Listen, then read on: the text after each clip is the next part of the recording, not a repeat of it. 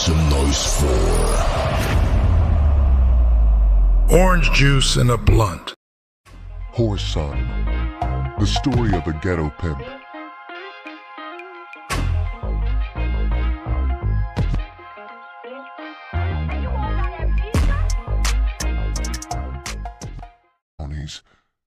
I didn't appreciate the way you rejected me in the damn bar, so I asked Tony if it would be all right if I came out here with you. That's all you wanted to do? I asked coldly. Is come out here in the street and watch me drive away? Her laughter rang out merrily. She was the first woman I'd heard laugh in quite a while. The sound was more pleasing than I could have anticipated. After a man has been locked up for a long time, he will appreciate the small things a woman does, things that he probably wouldn't have noticed before. No, Whoreson, I want to do a little more than just watch you drive away, but it's your decision. It was too much temptation. She was too attractive for me just to walk away from. I held the car door open. She climbed in from the driver's side, and her skirt rose up above her thighs as she slid across the seat. Words would fail me if I tried to explain how I gaped at those big, pretty thighs. How can I describe how a man feels after being away from something so long to have it laid out on a platter for him? My first stop after pulling away from the curb was the drugstore. After purchasing a fifth of whiskey, my next stop was the motel I'd been staying at. We undressed, slowly, sipping on the whiskey and smoking up some reefer I'd stashed around the room. Whether or not it was the alcohol, I don't know, but as we drank, I began to turn mean. She told me her name was Anne, but the more I drank, the more I began to call her Jerry. At the beginning, I hadn't meant to abuse her. Each drink I took convinced me that it was my right to dog her. After we had relations, a brutal idea began to grow in my mind. She lay there beside me, nude, on her stomach. I rolled over on top of her, and she started to squirm. "Not so soon, Whoreson. Damn, you'll wear me out at this pace." "Shut up, bitch," I said.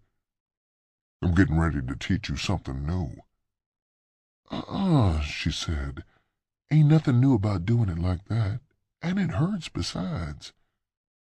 She began to try and squirm from under me, but I had all my weight on top of her, and she was still on her stomach.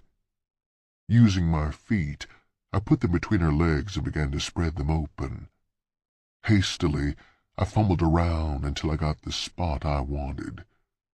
With my finger as a guide, I pushed deeply into her rectum. Her scream shattered the stillness of the room, but it didn't interfere with the act of violence I was committing on her body. Taking a towel from off the backboard of the bed, I wrapped it around her head, covering her mouth, then continued to force my desire on her helpless body. She cried and moaned, but the towel muffled her attempts to call for help. With each succeeding lawless act I forced on her, I moved that much closer to the edge of madness. For the next 3 days I kept her with me, not allowing her out of my sight. The only place she went was to the toilet, then back to bed. When we got hungry, I called out and had food delivered.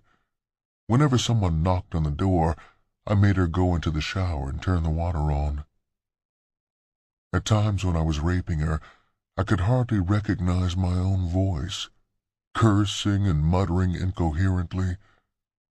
On a rare occasion, I would commit a normal act of intercourse with her, but my preference was for the abnormal.